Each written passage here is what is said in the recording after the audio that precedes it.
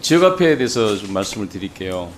작년 지금 예산 이렇게 올라온 거 보니까 작년하고 데자뷰가 느껴지는데 작년에 여야 예결위 의원들 모두 사실은 다 찬성을 했어요. 지역화폐 증액하는 것.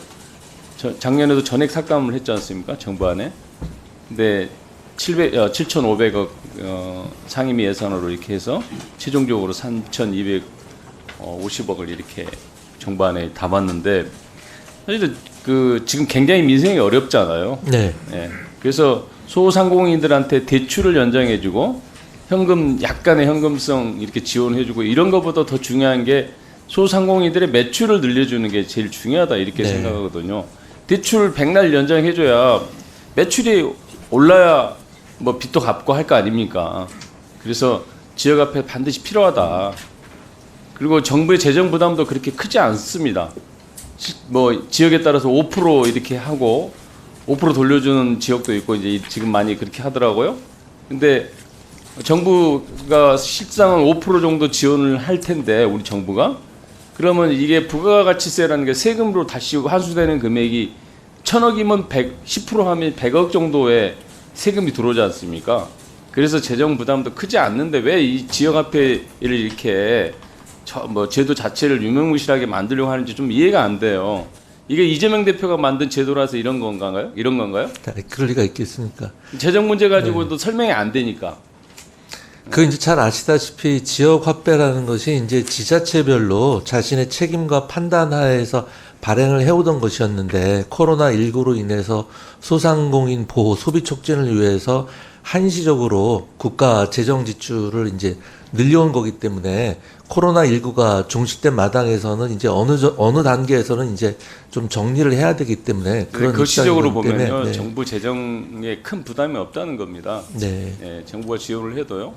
그래서 지역 경제가 지금 엉망이고 소상공인들이 정말 거의 뭐 한계 상황에 봉착해 있는데 이 상황을 방치하지 않았으면 좋겠습니다. 어제 대통령께서도 네. 국회 오셔서 민생을 강조하셨는데 지역화폐 예산을 좀 증액해서 숨을 좀 틀 수 있게 이렇게 좀 했으면 좋겠다. 그래서 대통령 설득하셔서 지역화폐 예산을 꼭 증액시켜 주시고요. 그렇게 부탁을 좀 드리겠습니다. 장관님, 그 지역화폐에 관해서 네. 코로나 상황 때문에 국가가 재정 지원했다 이렇게 답변을 하셨는데 뭐 잘못 알고 계세요. 지역사랑 상품권 법이 있잖아요.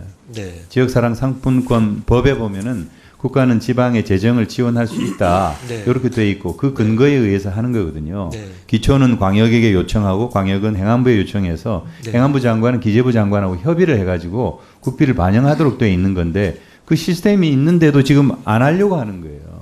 그리고 지금 이 윤석열 정부가 어디나 잘 사는 지방시들을 구현하겠다. 그게 모토 아닙니까? 네, 그렇습니다. 그럼 지방이 어디나 잘 살려면 지역 경제가 활성화돼야 되고 지역에 네. 돈이 돌아야 되는데 네. 지역 사랑 상품권은 그 중에서 가장 그 효과가 탁월하다는 게 증명이 됐는데 왜 이걸 안 하려고 하냐고.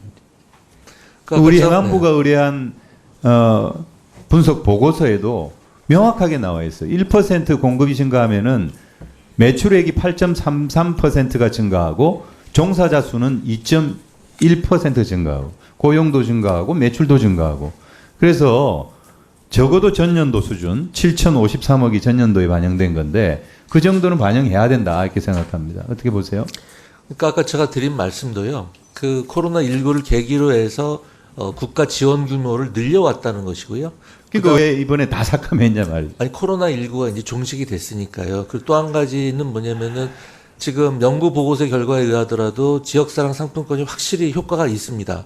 그렇죠. 다만 그 네. 비용 부담 주체를 누가 할 것이냐 이 이슈가 있는데 의원님 뭐 더 잘 아시다시피 그러니까 국가에서 네. 반 정도 하고 네. 지방이 반 해서 전체적으로 이게 지방을 잘 살게 하고 그야말로 우리 윤석열 정부의 모토처럼 어디나 잘 사는 지방을 만들기 위해서 네. 이걸 수단으로 쓰자는 것이죠. 그러니까 그럴 경우에 네. 네. 또 한 가지 우려되는 게 그게 부익부 빈익빈의 문제가 있습니다. 더 잘 아실 그건 겁니다. 그래서 조정하면 되죠. 예, 그런 그건 문제가 있어서 그 조정 기능이 다 네. 있죠, 재정을. 네, 네, 그리고 네, 알겠습니다. 네.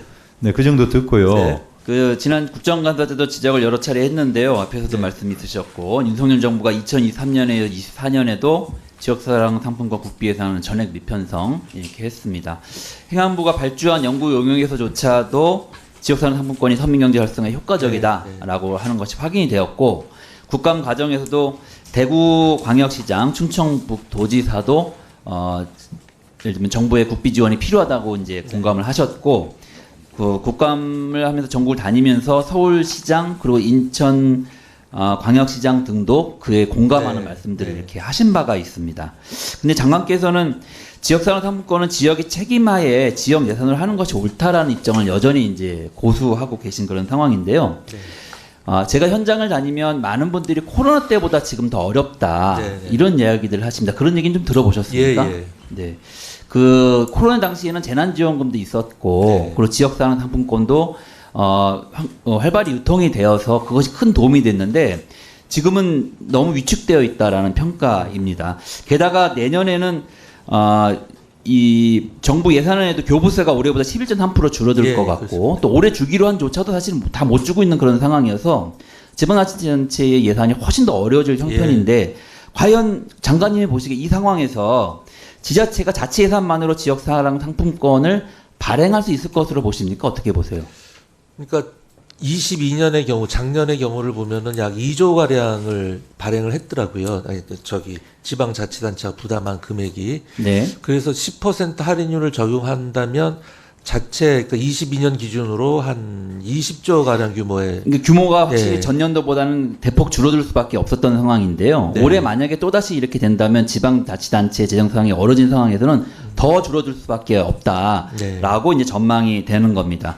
대통령께서 어저께 국회에 오셔서 경제가 어려울 때일수록 서민 취약계층 사회적 약자에 대해 두텁게 지원하겠다 이렇게 얘기를 하셨거든요.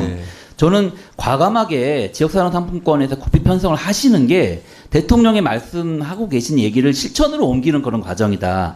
말 따로 행동 따로 하는 그런 안타까운 일을 다시 한번 확인하는 과정이 되지 않도록 국회 과정에서 증액이 되면 증액에 동의해 주시고 또 기재부나 기재부에도 그런 부분에서 예결위에서 적극적으로 증액 요청을 동의해 주실 것을 좀 요청드리겠습니다. 그렇게 하시겠습니까? 한번 생각해 보겠습니다. 생각해 보시겠다는 건 안 하시겠다는 겁니까? 아니요, 그건 아니고요. 여러 가지 이제 지방이 의원님 말씀하신 것처럼 알겠습니다. 정말 심각한데 여러 가지 방안을 강구해 보겠습니다. 네, 행동으로 이어질 수 있도록 지금 기대합니다.